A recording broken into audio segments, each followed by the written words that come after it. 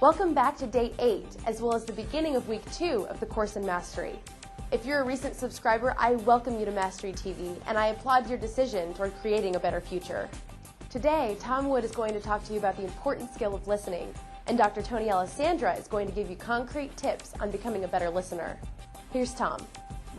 Thank you, Coral. This week is about communication, listening, influencing, negotiating, networking, the skills and strategies to building an incredibly successful life.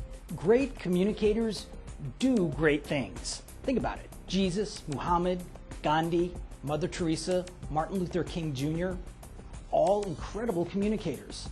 All did amazing things. The level of your communication is the level of your life. The skills we're going to teach you today and this week can literally change your life forever. But you've got to be serious. You've got to take notes. You've got to take action. When we give you tasks to do them. Don't just watch Mastery Television. Participate. On to today's lesson, how to listen. I was on an airplane from Washington, D.C. to Boston, and an elderly gentleman came up to me and said, "May I have your seat," which was an aisle seat, and so I could sit next to my wife. You'd have to take a middle seat. I was brought up that you do nice things for people when they ask, especially elderly people, and I said, "Sure, not a problem." The man then turned around and said to me, "Son, let me pay you a compliment. You remind me of a good friend of mine, John F. Kennedy. You have the same graciousness, charisma, and I just want to say thank you very much. In fact, I wrote a book about John F. Kennedy, and I'd like to sign it for you." I was stunned, of course, feeling pretty tall. I asked him if he could just say that part about John F. Kennedy a little louder. No, I'm just kidding. But I was really impressed. He then went on to tell me an incredible story about John F. Kennedy. When John F. Kennedy announced he was running for the President of the United States, he invited a few friends over so they could celebrate with him. Even though it was his day, he greeted his friend, Ken O'Donnell, the man on the plane, by saying, "Ken, you're wearing the shoes I bought you 2 years ago." That was a horrible John F. Kennedy, but I tried anyway. He looked at him and talked to him about something he did for him 2 years ago on his day. You see, this is what made John F. Kennedy special. He loved people. He loved them so much that he listened to them all the time and remembered everything he could about them. That's what made him a great communicator. If you want to be a great communicator, you've got to learn how to listen to people. Listening is a lifelong process. It's something you want to study every day for your whole life. Today's clip is from an expert in listening and communicating. Coral's going to introduce it to you. Tomorrow, you've got to stay around. I'm going to teach you the most important skill in the world. We'll see you tomorrow. Thanks, Tom. Today's clip is from Dr. Tony Alessandra. Tony is a communications expert and the author of 14 widely published books, as well as a master of what he calls the Platinum Rule, a variation of the Golden Rule which simply states, treat others as they would like to be treated. Today, Tony is going to give us an acronym for 6 steps we should follow to become more effective listeners. I think you'll find it helpful. Here's Tony. When I talk about listening, I use a model. CARESS, I call it. C-A-R-E-S-S. Now, I'm not going to get into the whole thing, but I'll just give you a thumbnail sketch here. C-A-R-E-S-S. Those are 6 steps that we should do to be more effective listeners. And I'll tell you, one of the greatest gifts you can give an employee, a loved one, a child, is the gift of effective listening. Here's the 6 steps. C, concentrate. You cannot listen if you cannot hear. That's the key. You can hear and not listen, but you cannot listen without hearing. So you have to concentrate on what the other person is telling you, blocking out everything else that's going on around you. And I'll tell you, a good exercise is in the hallways here, when there's a lot of people around, walking by, saying hello, try to carry on a conversation with somebody and concentrate. And not carry on a conversation like this. Oh, yeah, oh, hi, how you doing? Yeah, and the other thing, oh, hi, yeah, I'll be with you in a second. And block everything else out. You ever notice in a movie when there is a person and scenery behind that person? When the camera focuses on the person, what happens to the scenery? It blurs. And then when the camera focuses on the scenery, what happens to the person? It blurs. Figure and ground. That's what it's called. Figure, ground. Focus, blur. Believe it or not, you can do that with your ears. You can do that with your ears. You can focus on one person, blur everything else out. Or I'll tell you, how is it that a parent in a playground with 100 kids can hear the cry of their child above all the other noise? Think about it. Focus, blur, figure, ground. It needs practice, but when you get good at it, I'll tell you, it is an incredible skill.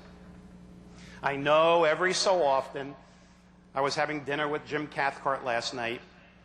There was a couple seated next to us having this real steamy conversation. And I was trying to carry on this conversation with Jim, but one ear was over there. And we all do that. We all do that. But concentrate. There's a concept called hitchhiking. Hitchhiking. The ears follow the eyes. The ears follow the eyes. Wherever the eyes are looking, that's where the ears are going to initially pay attention. Which kind of brings us to the A. The A is acknowledging. Acknowledge to the person that you are in fact listening. Show that you're listening. And you tell me, what is the one thing you look for more than anything else? Eye contact. And that's that hitchhiking theory. I'm sure you have had this experience at least once in your life, especially if you're married, at breakfast, Sunday morning, reading the newspaper. I'm reading the newspaper, my wife is talking to me. She said, Tony, put the paper down and listen to me. Put it down and said, I am listening. I heard every word you said. Yeah, what did I say? And then I repeat it back, and she gets even angrier, like I was playing a game.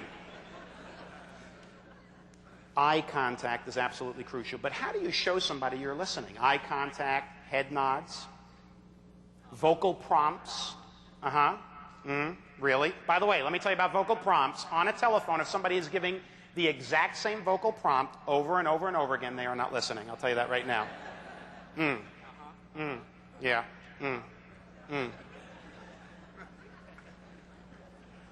The R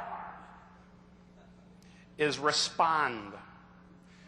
Remember that listening is not necessarily meant to be a monologue by the other person with you. And I'll tell you this, if all you do is listen and don't say anything, what happens after a while is an information imbalance. Person talking says, wait a second, this person's starting to know too much about me. I don't know anything about them. I don't know where they stand. And they start feeling uncomfortable. Even though you are listening, if you are not participating and responding, discomfort happens. So responding is feeding back. Clarifying what was said, paraphrasing what was said, adding something to what was said, bringing it back on track. Using empathy statements. By the way, empathy statements, if you have a child, this is great for children. Child comes home, either something bad happened or something good happened, and they want to tell you. One of the best things you can do is an empathy statement. An empathy statement is 3 parts. Tentativeness, all right? Identify the emotion, and then put it in the context in which it happened. Let me show you how a child comes home with a report card. They're so excited, so excited. So you say, oh, Jessica, I get the impression that you're so excited, right? I get the impression, tentativeness, that you're so excited, emotion, that you got all A's on your report card. The context that caused the emotion. And I'll tell you, it especially works when people are upset about something. They come home, failed a test, broke up with their boyfriend or girlfriend. Sometimes they don't want to hear advice. All they want is a sounding board. That's all they want. That's it. And you could say, Virginia, I really sense that you're really hurt that your boyfriend broke up with you. That's all you have to say. That's called an empathy statement. And then all you do is listen and let them vent. Let them vent. The E in the caress is exercising emotional control. A lot of things cause us emotionally not to listen. Let's say we don't like the person. You don't like a person, you put a negative spin on everything they say and do. You like the person, you put a positive spin on everything they say and do. Am I right? People can say a word or a phrase, and you stop listening. Emotionally charged words. Boy, I played this to the hilt when I was a kid with my mother. Now, my mother's a very emotional New York Italian woman. I had to make sure I was close to an exit. Whenever I did something wrong, my mother would say to me in a very emotional, "Why did you do that?" Here was my emotional word. Because I felt like it. Whoa! You ever see The Incredible Hulk? The eyes? I mean, her eyes would get so big and she'd be looking for something to throw at me, but boom, I'd be out the door. But think, what are things that people can say that totally turn off your ability to listen? Off-color jokes, sexist remarks, racial statements, ethnic slurs. What? Understand what those emotional blocks are and work through. Why does it cause me not to listen? By the way, it could be politics. One side versus the other. But make sure that you understand your emotional blocks and exercise emotional control. The two S's at the end of caress, the first S is called sensing. S-E-N-S-I-N-G. And sensing I've already talked about. Sensing is paying attention to the vocal and visual. The nonverbals. The last S is structure. And that is paying attention to the verbal. Structuring is being able to feed back to somebody the topic, the main points, the supporting points, priority, sequence. But it's taking the verbal content and being able to feed that back. That is a thumbnail course in listening. There's a lot more to it. That's it for day 8. Tomorrow is going to cover a skill that can drastically improve your effectiveness in any area of your life. See you tomorrow.